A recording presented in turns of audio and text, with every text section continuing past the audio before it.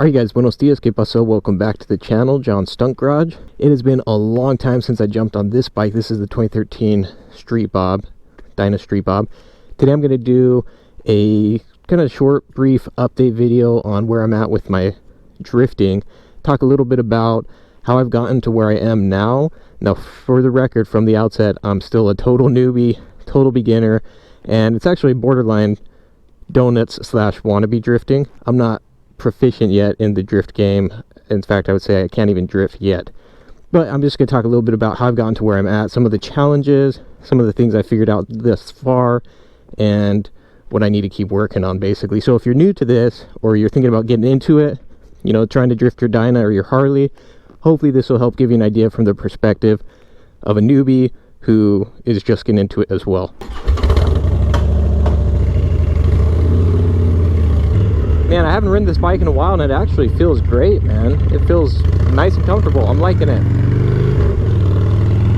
So, I mentioned this a lot, but one of the challenges when you're trying to learn to stunt a Harley is just finding a place to ride and a time to ride. Weekends are usually best. It's difficult, especially with the drift game, because not only are you making noise, but you're also leaving skid marks. And so typically black, asphalt surface is going to be ideal. But anyway, the way I even got my feet wet to get into this is I started on my DRZ, that's my supermoto, and I started in the dirt.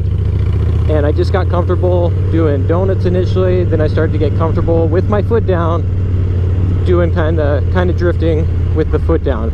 And it's important, it's good to go both ways, left and right. After I got my feet wet and a little bit comfortable with that, over the course of some months, really, not focusing heavily on it, but just kind of going out and messing around from time to time, then I decided to try it on the Harley. And the first way that I started is I just was at a complete stop. I turned the bars 100%. I gave it a ton of gas, dumped the clutch, and basically tried to swing a 180.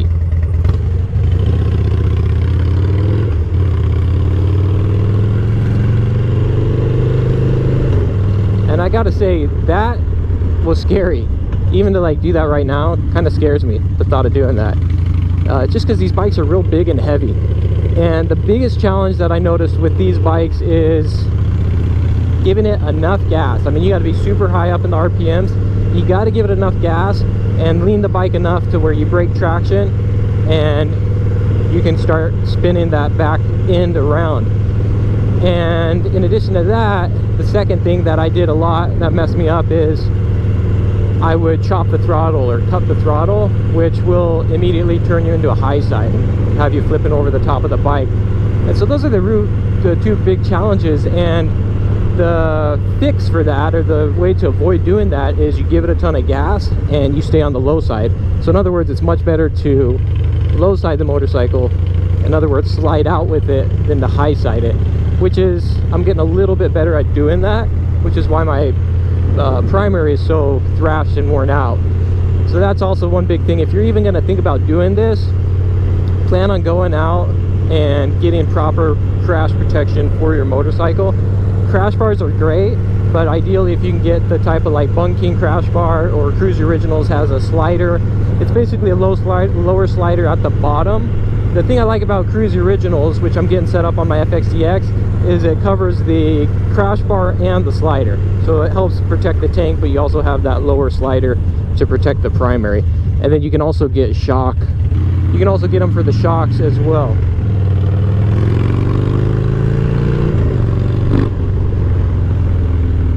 But those are huge because, especially when you're learning, it's not if, but it's when you will drop that motorcycle. And you want to protect the tank. I've laid this bike over a handful of times, and fortunately with the crash protection, the tank is so far unscathed. Another thing, let's talk rear tire. From what I remember, you definitely want the tire pressure on the higher side. When I first started, I had a Shinko on the rear, which is really great for the wheelies because they're super sticky, but they're so sticky that they actually call those Shinkos your transmission killers on these Dynas, because it's just really hard to get it to break loose when you're trying the drifting game. One of the challenges for me is body position on the motorcycle. You want to be kind of up towards the front of the tank, and Lino, or I should say Gino, does a great video on Dom829's channel. I'll put a link below. He does a great video, a how-to on Crazy Larry's, which is where you're just doing the donut. But he talks about being real aggressive over the top, you know, kind of the front of the bike. And it's difficult for me because I'm a little bit on the shorter side at 5'8", and I tend to slide back in the seat, especially once you start swinging it around. And so it's hard to stay in that aggressive position up over the bars. But I do find that when I'm able to, I think it works a little bit better. But also sometimes I notice I kind of lock into the seat. You kind of slide back and lock into the seat, and it actually works out okay. So I'm gonna run to Costco. I got to pick something up for the wifey, and after I do that, I will try to get out somewhere where we can demonstrate a drift or two. But it has been at least a month, probably close to 2 months, since I've been out on this bike messing around with these. So we'll kind of see what happens.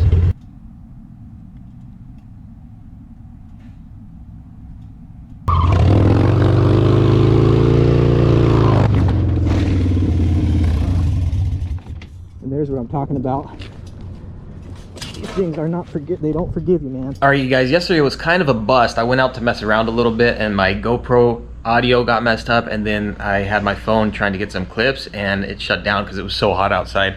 So just a few finishing points. A big question I get is, do you have to be able to learn rolling burnouts first in order to learn the drifts? And the answer is no, you don't have to. In fact, I can barely do rolling burnouts, or say I've only done them a few times, but I think it would definitely help if you had those things dialed in, for sure. If you check Dom829's video on how to drift, he recommends doing that, and he gave me some tips that made the rolling burnout much easier. So the reason I don't mess around a ton with it is because it does burn through your tire real fast. So again, you don't have to do a rolling burnout, but if you do learn how to do that, I think it'll make the drift game a lot easier.